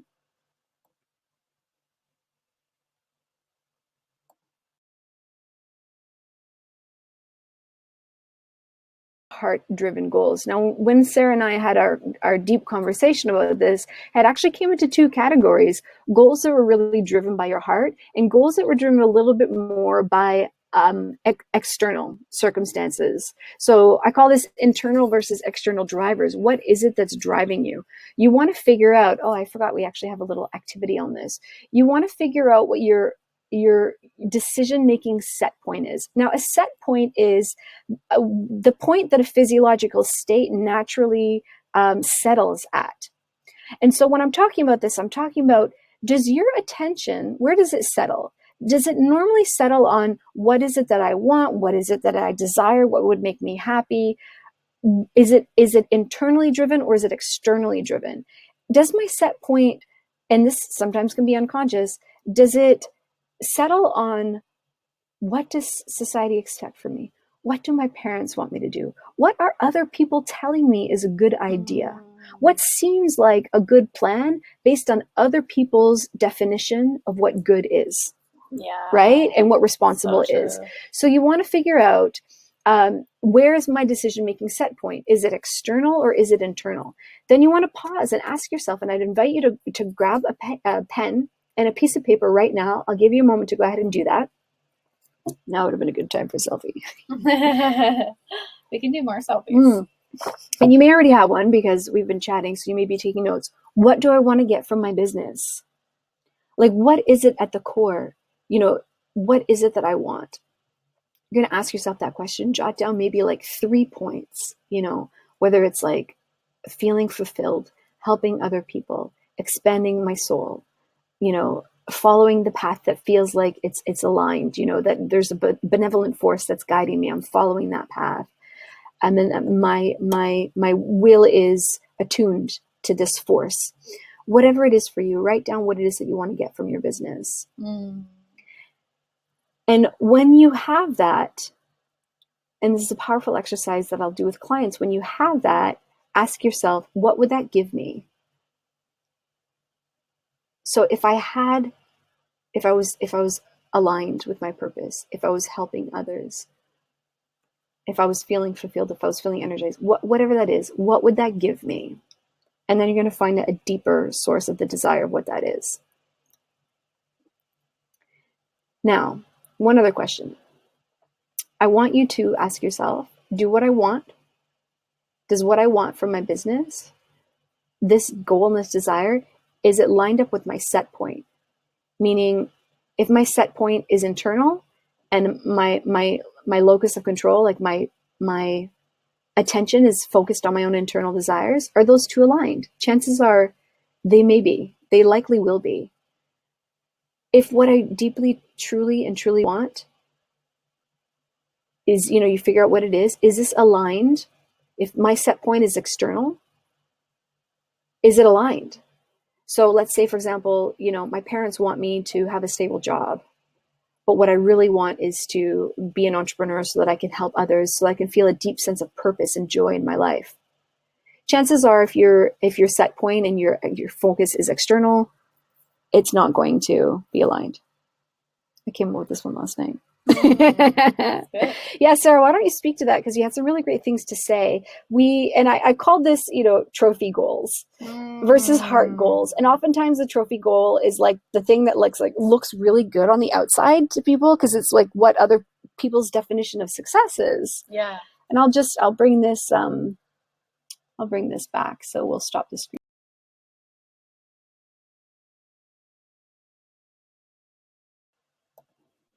Oh, there we are. Yeah, I actually so when I created my business, really my main goal, I love teaching and stuff, but really I wanted to prove to myself that I could be successful. That really was my goal. I remember making a deal with the universe. I was like, I know, I was thinking, what am I going to do next? And I was like, I know I can be successful. I know I can. I know I can create a successful business. teaching, doing website design, teaching website design. And I kind of had this deal with the universe. I was like, I'm going to have this goal that is very trophy goal. I had a trophy goal. And once I reached the trophy goal, I knew something was off because I didn't feel good about it. Trophy goals don't make you feel good. They make you feel like kind of depressed. I was definitely depressed. And then once I hit that goal, I was like, okay, well now I need to like make it $1 million business. And that was I had another trophy goal, and I got addicted to the trophy goals. Wow. And the more, and it felt like, well, no, I mean, I'm on momentum. I'm doing it. Like, it would be stupid to stop. I have to, I mean, I'm already on this track, but it felt worse and worse and worse. And like, so personally, I have a lot of experience with chasing trophy goals. And for me, it never felt satisfying. It just always was like, oh, I need more. I need to reach the next one. And then, but I think I did have heart goals on the way. Yeah. Like, my heart goals were always interchanged. I kind of had a mix. And I think we always do. Was Brilliant. Like, okay, well, I want to push myself. I want to do something that scares me. I want to do a webinar. Oh my God, I'm not going to sleep for a week because I'm terrified to do a webinar. So all along the way, I was learning to write. I was learning to, interact with people, put myself out there. So I feel like I was weaving them. But at one point I was like, I need to I feel like the universe is like, I gave you 2 years. You said you wanted 1. I gave you 2. It's time to go. It was like booting me off. It was like, wow, you need to, come on, girl. Right. So now I feel like I'm totally on the heart. There's no trophy goals for me anymore. And I feel like it was a good thing to reach the trophy goal. Yeah. The money goals and the status goals. And I'm like, oh, actually, it's not so nice up. Like, it's nice up there, but it's like, it's not as different as anywhere else. Yeah. So now I feel like when you were talking, I was thinking about, okay, what do I want? I want to just follow the universe and where it's taking me and where it's supposed to take me next. And like knowing that it's going to scare me and push me in different ways and new challenges, just the way that I was pushed to create this business and go to my comfort zone by teaching and doing webinars and doing videos and being vulnerable. I love it. I know it's just going to be another winding road of lessons. So. Oh, that's brilliant. Yeah. But I feel committed to it. I feel like sometimes you need to get what you don't want to know what you do want. Absolutely. Oh my God. Yeah. It's like Abraham Hicks, they call that contrast. Yeah. Contrast for days. Yeah. Contrast for days. I love that. And I love that you're sharing that with us too. Yeah. Because some people, they might have the trophy goal, like the money goal or the I want to look good goal, but then have a bit of shame around it. So, and I'm not picking up on any of that from you. You're like, yeah, I tried it and this is what happened. And so sometimes you might want the money goal, but then feel like, or maybe you do feel proud about it. It could be different for everybody, but I just love that you're, that you're bringing it up and that you're sharing it with us. Well, I think the money goal is good. Yeah, and I mean, I've been there too. It's good. It's like, but the money goal was driving my boat. It was steering my horse. Right. Yeah. The money goal was like, come on, horse, this way. Yeah. Like, this is where it is. Yeah. And then the horse is like, just wants to ride off into like the sunset. You know what I mean? It's like trying to make it go on the highway. It's like, I don't want to go on the highway. I don't want to go on the highway because that's not the purpose of life. Yeah. You get there fast, but it's not fun. You don't enjoy yourself. That's my horse for the Ferrari. Wow. I love that. Like, no. I've been there too, where it was the money goal that was primarily driving me and I was doing something that I liked, but and this is the thing, right? You can be doing something that you like, but it might not be like the thirst quenching thing that your soul is really wanting to do. And for me, that was vocal coaching. And so I liked vocal coaching and was good at it. And I really helped people and, created a vocal coaching method, all this stuff. But at a certain point, in the beginning, it felt okay. But towards the end, it started to feel like, I really don't feel like this is how I'm meant to serve people. But it felt like more of the stable plan for me. And it was kind of the trophy goal. And eventually I'm going to share more of my story, but I started getting sick. Yeah. And my audience on Periscope knows, like, there are days when I had to be like, sorry guys, like I can't show up today. I'm not going to be there tomorrow. And I believe that your body really feels when you're not aligned, especially if you're a sensitive person, if you're intuitive, empathic, it shows up. It shows up. So so thank you for sharing that. Yeah, thank you. Because I love that you said you get sick. Because your body's going to tell you. Absolutely. You're going to get whacked one way or another. Yeah. It's going to be emotional, physical. Maybe everything falls apart. For me, too, I had a lot of things fall apart. Like when I was last year's launch, technical nightmare. Oh, wow. Like technical. Yeah. So it was like, I was like, and that was when I was the most dedicated to like the $1 million goal. I was like, yes. And for me, it ended up like, it took me a while to actually come to the point of recognizing, realizing, and processing enough that I could take action to make a change. And I did that. I said, I'm going to take 3 months out of my life. I didn't give myself as much time. I probably should give myself more time, but I'm going to take 3 months. I'm going to figure out what it is that I like. And the thing that happened is that not only did it cause physical pain, but it causes emotional pain too. Because as a creative person, if you're not creating, and this is something I feel really passionate about in terms of awareness, I feel that, and eventually one of the reasons I think why I help people is that I think that when you're creative that's not creative, it becomes painful. Or if you're creative that's not creating and like doing the thing that you really want to do, it becomes emotionally painful. And sometimes that pain is so deep that you don't realize that it's there.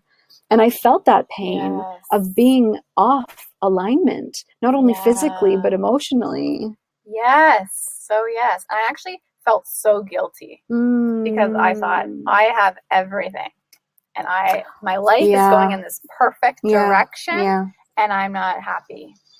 And there must be something wrong with me if I feel guilty. Like there must be something wrong with me. I don't feel happy because I have everything. I felt guilty, but I was like, like I don't have the right to feel bad. Like look how great my life is. Right. But it's true. You have this need. I felt the same thing at some point, like that people are going to say like, oh my God, Nadia, you did a jazz degree. You spent all these years, developing a vocal method. Why are you changing? Or why are you changing again? Like that it might be seen as, so I had all those things too. The two biggest changes I made in my life was first when I switched from being a nutritionist to going to music. And that was a big identity shift that I had to change the way I see myself because I started studying nutrition when I was younger. And so it was like, I had to change this, I'm a nutritionist, like as my identity. And that was a big thing to let go of. And you have to let go. Same thing, vocal coaching. I'm still helping people vocally, but it's not with their technique to, to sound like better singers. And so you have to let go. And like you did, and you did that too. And you asked yourself, like, there's all these questions that come up. Yeah.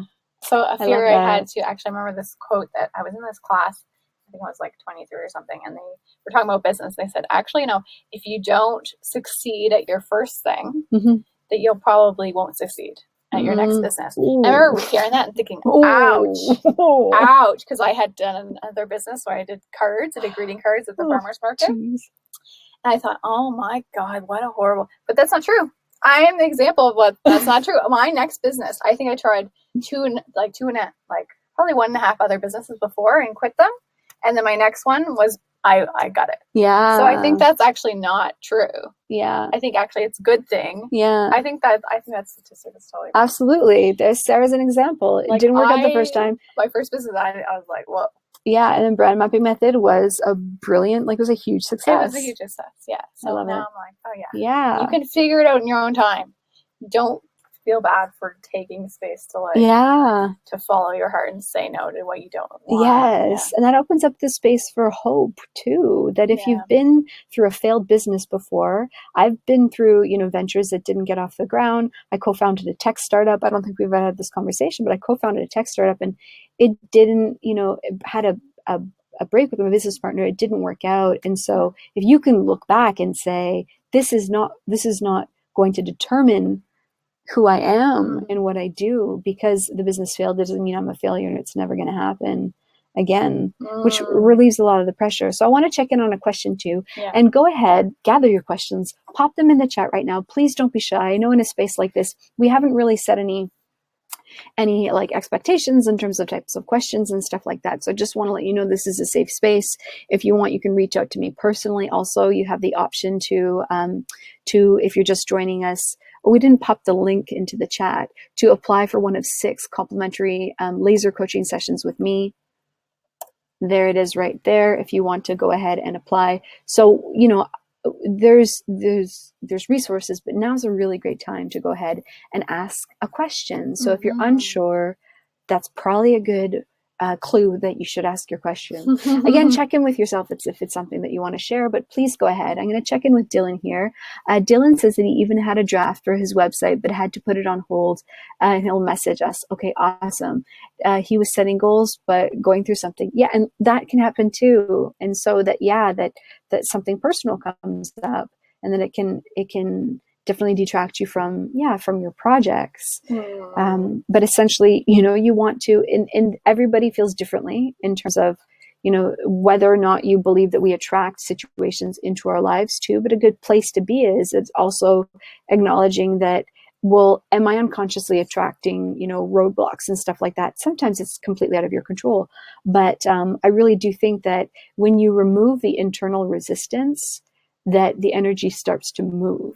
Like I've on this trip, I did some deep work before this for 5 months with an incredible coach. And it's probably the biggest growth period that I've ever been through. A lot of painful stuff came up for me, but things in my life have moved so much. When you do the work, when you do the internal work, I think it actually helps to remove the resistance, and you start acting in ways that you draw things in. Like we talked about manifesting. And again, if you have any questions, please just pop them in. This is a live Q&A section, and we're just kind of jamming and chatting. But like I've like manifested so many different things in my life, and I feel like it's because I'm now open to being open to receiving. When you clear those internal blocks, you start, and by blocks, I mean like beliefs, the unconscious beliefs that you don't realize you have, perspectives that are holding you back. And a lot of what we talked about today is kind of some of what can happen when you're trying to move forward in your business, but it's like you just keep pushing and pushing, and it's just not working.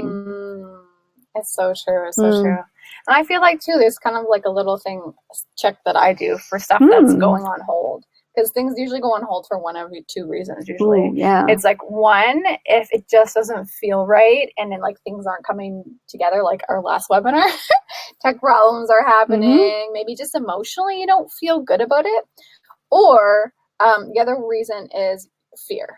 So it's like what we were talking about earlier about making a decision if it's not the right fit or if it's a fear. So I feel like if you go deep and think, okay, am I not launching this website because I'm afraid I'm not good enough, that it's not, then that's probably a sign that you should probably just do it.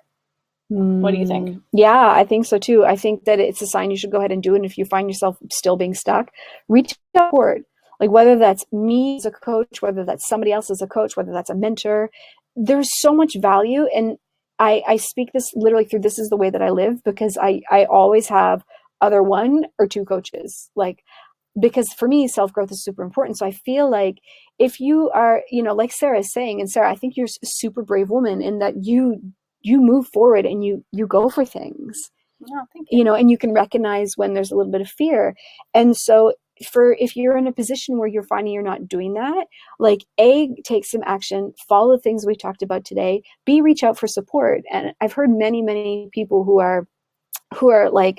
have broken through in their business or in their careers say, find somebody who has done it, or find somebody who can support you and be mentored. It's like Tiger Woods, Tiger Woods is it is super, he's amazing at what he does. He still is a coach. And so there, whether that's support from somebody else, support from a mentor, support from a friend, or if you feel like you can, if you can take these concepts and just move forward, in terms of what we talked about, like take it and run with it.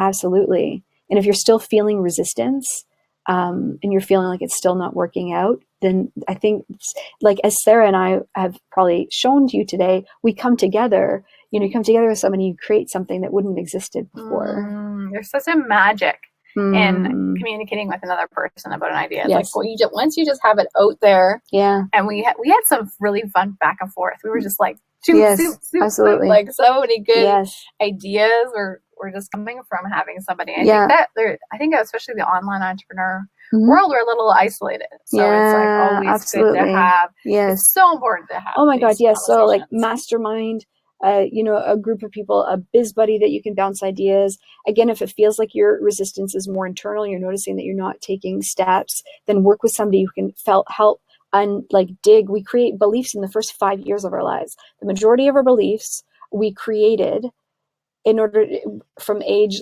in utero to age 5. So those are pretty, they're pretty solid. And so whether you journal, whatever it is, just like explore and move. And again, so there's the practical, and then there's the mindset. Yeah.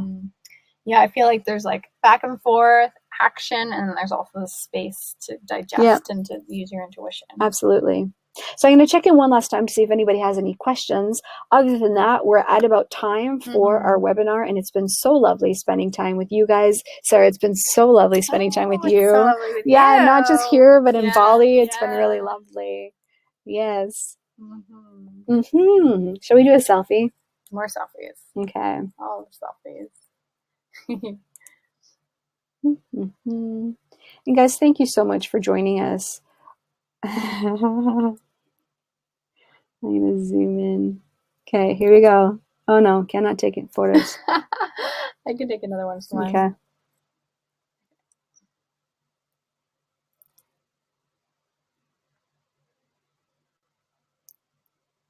Okay, here you go.